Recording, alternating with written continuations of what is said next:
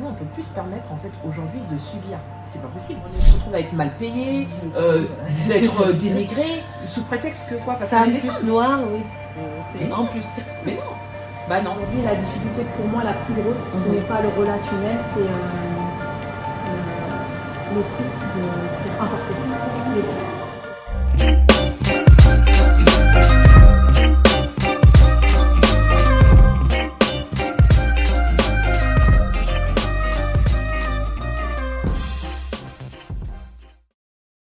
Bonjour tout le monde, Jamie de Black World TV. Aujourd'hui, nous sommes à Rosny-sous-Bois, plus précisément au Calice Hotel où se tient lieu aujourd'hui le premier jour du week-end décomplexé, organisé par Atoumata Sissoko, que l'on connaît plus communément sous le nom de Ethnical Fragrance. Alors aujourd'hui, week-end décomplexé, ça veut dire que l'on va avoir au cours de la journée plusieurs conférences autour du thème de la sexualité.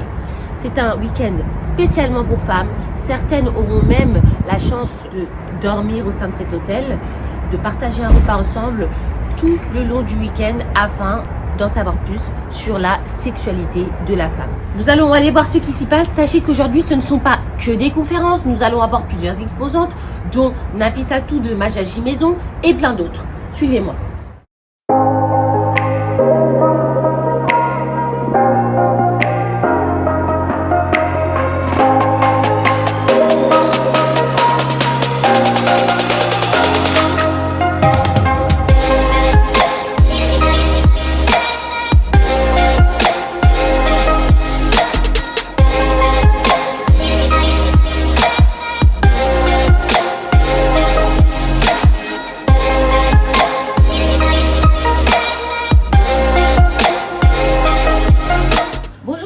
Je suis avec Atoumata Sissoko. Bonjour Atoumata. Bonjour. Alors Atoumata, aujourd'hui nous sommes à la première journée du week-end sexualité décomplexée.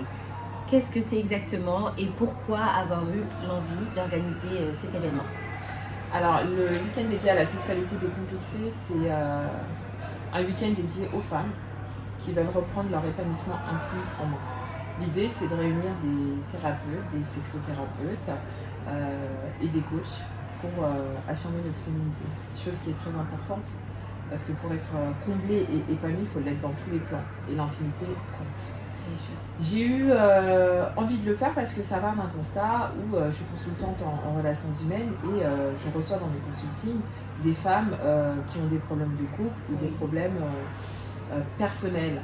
Et en creusant un petit peu, on s'aperçoit que ces femmes, en fait, n'ont pas de vie sexuelle épanouie. Et cette frustration, ils la rejettent, ils la retransfèrent à travers leur travail, les enfants et leur vie de couple aussi. Quand on voit que dans un couple, ça fait 2-3 mois, il n'y a pas eu de relation, on se pose des questions. Mais pas que. Il y a des hommes, en fait, qui m'ont vraiment incité à faire cet événement-là. Parce que finalement, ils aiment avoir des femmes épanouies. Ils n'aiment pas avoir le mauvais rôle de oui, je trouve ma femme, machin. Mais c'est complètement compréhensible. Et parce qu'on est un peu dans notre communauté pudique face à ce sujet-là. Il y a les coutumes, les traditions, les religions qui font que la sexualité, c'est pas quelque chose de positif. Alors que finalement, c'est quelque chose de bénéfique. Naturel. On en a besoin, comme dans manger et boire. Donc pourquoi en fait se castrer face à ce sujet-là? Donc non. Et ils m'ont un peu poussé. Et aujourd'hui, on est là. On a déjà commencé deux conférences et c'est juste le début. Et ça se passe plutôt bien jusqu'à maintenant? Oui, je les entends, là, elles sont en train de manger. Ça se passe très bien. Elles sont très réceptives. Et l'idée de tous les événements que je fais, c'est que les femmes puissent apprendre, mais toujours qu'elles se remettent aussi en question et les obliger à réfléchir et aller rechercher au plus profond d'elles la solution. Parce que finalement, il n'y a que nous qui avons la solution. Bien sûr. Personne ne peut nous la donner. On accompagne les femmes à se retrouver elles-mêmes en leur donnant des petits outils qui les amènent à la réflexion. Et là, je pense qu'on est parti là. Alors aujourd'hui, on a des intervenantes, comme vous l'avez déjà dit, mais on a aussi des exposantes. Alors est-ce que vous pouvez en dire plus sur les personnes présentes? Alors j'ai pris des exposantes avec moi vraiment liées à la sexualité et à l'épanouissement d'ordre général. Parce qu'il n'y a pas que la sexualité qui fait qu'une femme est épanouie. Il y a tout un ensemble et le bien-être aussi est important. Mais là aujourd'hui, J'ai plutôt pris de la décoration, de linge de lit, parce que bon, après, on est sur la sexualité. Oui, hein. bien sûr. Donc, vaut mieux avoir des beaux draps pour aller. Vaut mieux. On est d'accord. Après, il y a une exposante qui est géniale que je viens de découvrir, qui fait des soins pour notre copine. Je l'appelle ma copine. Oui. Mais ouais, mais en fait, Meilleure on pense amie, pas même, forcément. je dirais. Mais on prend pas forcément le temps de. Enfin, en fait, on n'y pense pas. On met la crème sur notre visage, mais là, il y a une crème hydratante pour notre copine. Donc, on en prend ça aussi. J'ai pris une fille avec moi qui travaille avec moi depuis très longtemps, qui fait du thé. Donc, elle est plutôt dans la naturopathie. Oui. J'ai pris également une vendeuse qui a un site internet d'accessoires érotiques. Alors, dans la communauté, c'est la seule que j'ai vue qui a un site internet qui propose des sextoys. Chose qu'en fait, on n'ose pas. Un sextoy, qu'est-ce qu'on va faire avec? Oui. Et c'était génial tout à l'heure, elle a fait son petit storytelling, elle a expliqué le pourquoi, du comment et comment l'utiliser avec son conjoint. Je trouve que c'est génial. Oui. Donc finalement, ça change en fait les idées reçues qu'on peut avoir sur certaines pratiques sexuelles qui sont pas forcément négatives. Non. Pas du tout. À partir du moment qu'on est en cohérence avec son conjoint et qu'il y a la communication qui se passe, ça va. Chacun ses pratiques. Ensuite, il y a mon propre stand. Quand même, on en parle. On va en parler, bien sûr. Il y a mon stand. On va en parler. Et il y a la maniologie aussi, qui est beaucoup dans des produits de séduction africains. Mais demain, il y a d'autres stands qui viennent parce que sur chaque conférence, il y a une vendeuse qui peut proposer ses produits juste après. Je suis d'origine malienne, soninké. J'ai une formation en esthétique cosmétique du niveau BTS et puis une licence en cosmétique. Mais je n'y travaille pas. Enfin, maintenant, j'y travaille. Oui. Maintenant.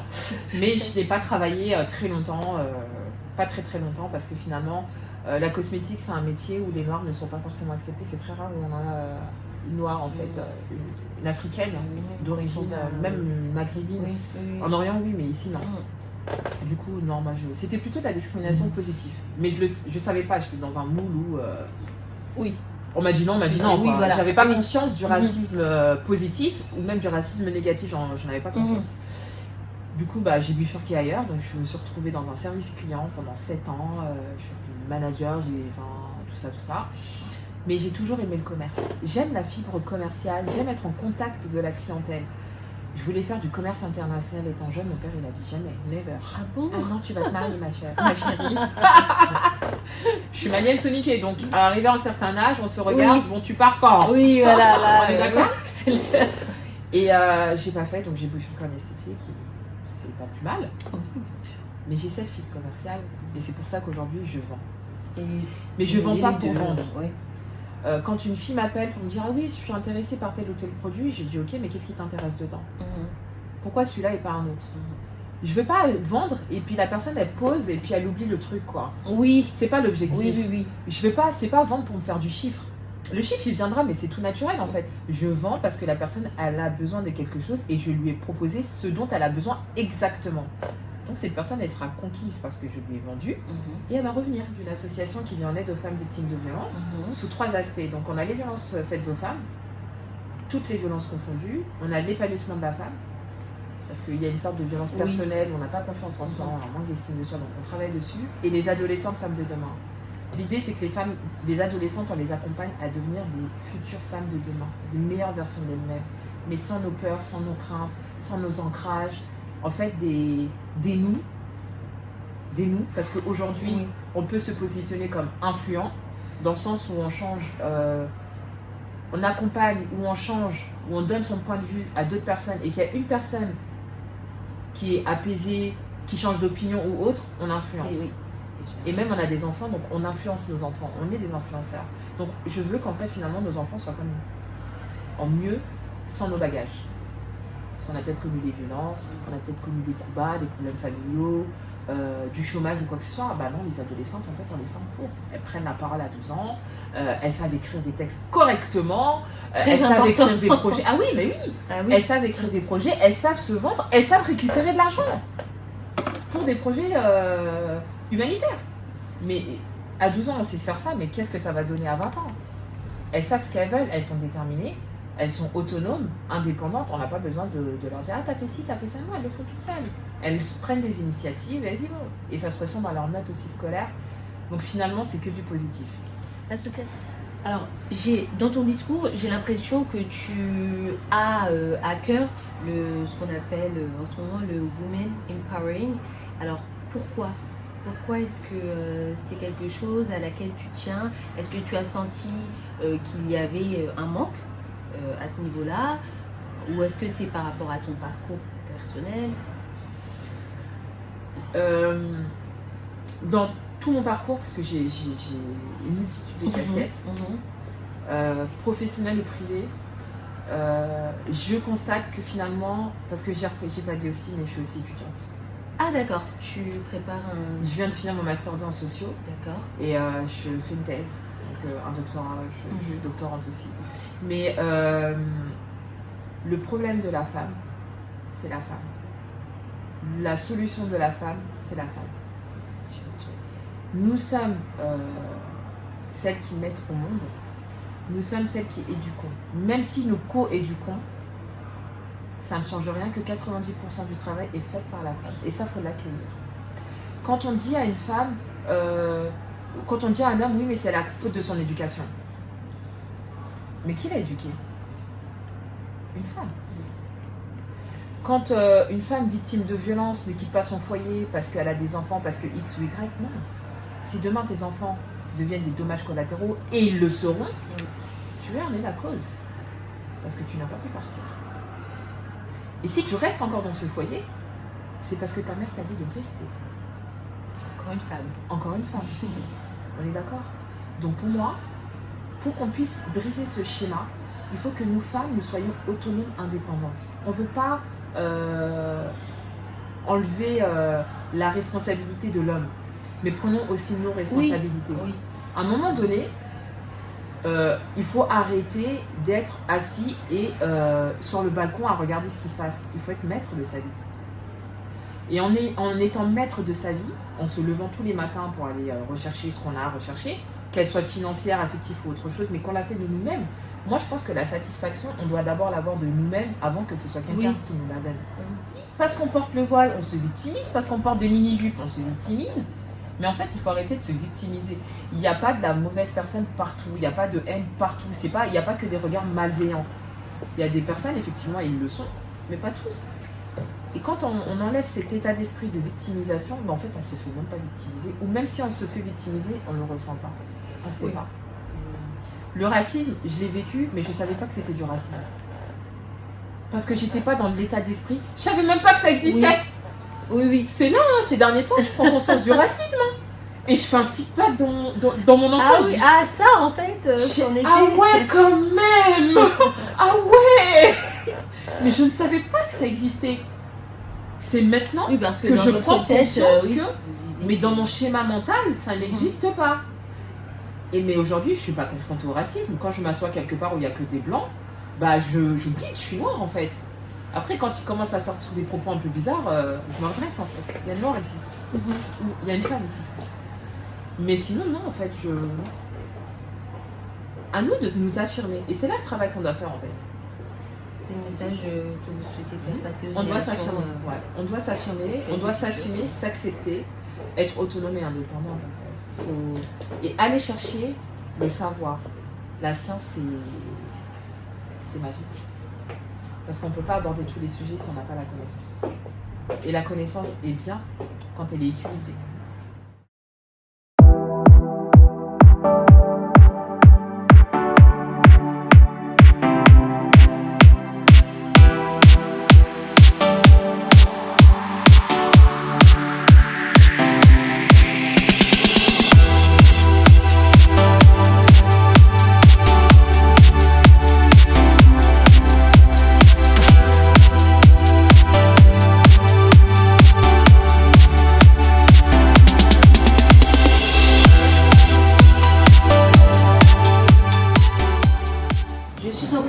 De Nafissatou, alias Nadia Gibaison. Bonjour Nafissatou. Bonjour. Alors Nafissatou, j'ai envie d'en savoir un peu plus sur vous, vos origines, votre parcours. Est-ce que vous pouvez m'en dire plus? Oui, je suis originaire du Sénégal et de la Guinée. J'ai étudié dans une école de commerce, le marketing et le commerce. Après mes études, j'ai travaillé pendant 4 ans chez Nespresso, en back-office. Et j'ai voulu me lancer dans ma marque pour faire découvrir le savoir-faire africain à travers le linge de maison et le mobilier recouvert avec les tissus traditionnels africains. D'accord, très bien. Alors, est-ce qu'aujourd'hui c'est votre activité principale ou est-ce que vous faites autre chose toujours à côté? Tout à fait, c'est mon activité principale et elle me permet en fait de m'occuper de mes enfants. J'ai 2 enfants qui ont 4 ans et 2 ans et le fait d'être entrepreneur me permet d'avoir des horaires flexibles et pouvoir aller les chercher et les récupérer à l'école et travailler entre. Et voilà. Alors ça c'est les avantages, mais est-ce qu'il y a aussi des difficultés? Les difficultés, c'est qu'en fait, il faut porter plusieurs casquettes. Et voilà, il y a certaines choses où je suis moins à l'aise que d'autres, forcément. Et il faut y aller. En fait, on va chercher les clients tout le temps. Et c'est un rythme à avoir intensif. Et c'est ça qui peut paraître très difficile au quotidien. Alors aujourd'hui, nous sommes au week-end Sexualité décomplexée. Alors pourquoi est-ce que vous avez choisi de participer à la première édition? J'ai choisi de participer à la première édition parce qu'elle est organisée par Ethnical Fragrance. C'est une personne que j'aime beaucoup, c'est Atumata si ça peut. Et du coup, elle m'a proposé de participer. Et comme en plus j'aime beaucoup tout ce qui est autour de la femme, enfin, moi-même en tant que femme, et tout ce qui est pour l'épanouissement de la femme, j'ai trouvé ça intéressant d'être exposante aujourd'hui. Alors j'ai envie d'en savoir un peu plus sur vos produits. Qu'est-ce que vous proposez exactement? D'où est-ce qu'ils viennent? Comment ils sont fabriqués? J'ai envie d'en savoir plus. Alors je propose du linge de maison, ça va des housses de coussin, fabriquées essentiellement avec les tissus tissés africains, c'est-à-dire le bogolan, les pagnes baoulées. J'utilise aussi les indigos de Guinée. J'utilise du wax, mais le wax comme c'est pas originaire d'Afrique, mais que c'est prisé par les Africains, j'utilise quand même, mais c'est pas l'essentiel de mes produits. Très joli. Après, c'est pas moi qui les fabrique, donc moi je fais des partenariats avec des artisans qui ont les mêmes valeurs que moi, qui recherchent à faire briller l'Afrique, le savoir-faire. Donc pour les sièges, c'est une personne qui est en France, elle est d'origine malienne, elle s'appelle Gundo Touré. Une femme. Oui, tout à fait. Aujourd'hui, si j'ai envie de voir quel type de produit proposer, est-ce qu'on a une page Instagram, un site internet, je suppose? Oui, j'ai un site internet qui est www.majagi.fr. Une page Instagram, c'est majagi.maison. Une page Facebook aussi, majagi.maison. Donc on peut voir mon évolution sur ma page Instagram. Je suis plus active sur la page Instagram, mais l'histoire de l'entreprise, tout est noté sur le site internet. D'accord. Alors vous ne proposez pas de vente directe à part lorsque vous exposez dans des salons comme aujourd'hui? Tout à fait. J'ai pas de boutique en propre, mais moi je suis tournée vers les nouveaux modes de consommation, comme les ventes privées, les ventes éphémères. Je trouve ça très intéressant et ça me permet de faire mieux connaissance avec les clients. D'accord, et vous en organisez au cours de l'année régulièrement? Oui, tout à fait. Après, je viens de me lancer, c'est la première année, donc je commence petit à petit à faire les événements, mais c'est vraiment mon objectif, c'est de faire de plus en plus d'événements et d'aller à la rencontre des clients. D'accord, très bien. Alors aujourd'hui, pour la première journée du week-end décomplexé, qu'est-ce que vous allez faire exactement? Alors je vais pouvoir intervenir pendant 15 minutes pour présenter ma marque. Je vais aussi proposer mes produits en vente directe ou faire découvrir au moins ma marque aux personnes pour qu'ils puissent se connecter et passer commande aussi directement. Très bien. Très bien. Alors qu'est-ce qu'on peut vous souhaiter pour la suite? Pour la suite, j'espère pouvoir faire connaître à plus de personnes les tissus traditionnels, le savoir-faire africain et faire rayonner l'Afrique. Et c'est ce que je souhaite en fait, c'est être un moteur pour le savoir-faire. C'est très bien. Donc est-ce que vous pouvez nous rappeler vos réseaux sociaux? Alors sur Instagram, on peut me suivre sur la page majagi.maison. Sur Facebook, c'est majagi.maison aussi. Et sur mon site internet www.majagi.fr. Très bien. Est-ce que vous auriez quelque chose à ajouter au cas où j'aurais oublié quelque chose qui vous tient à cœur?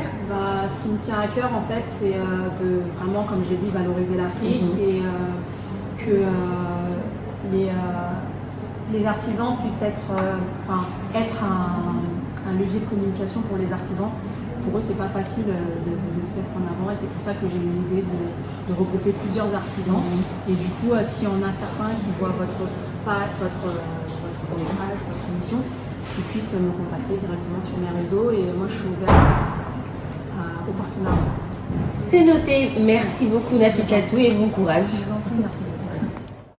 Parce que c'était trop sucré, il fallait à chaque fois le couper avec l'eau. Je me suis dit, tant qu'à faire, autant faire du sirop. Donc je suis partie sur notre produit phare qui est le sirop.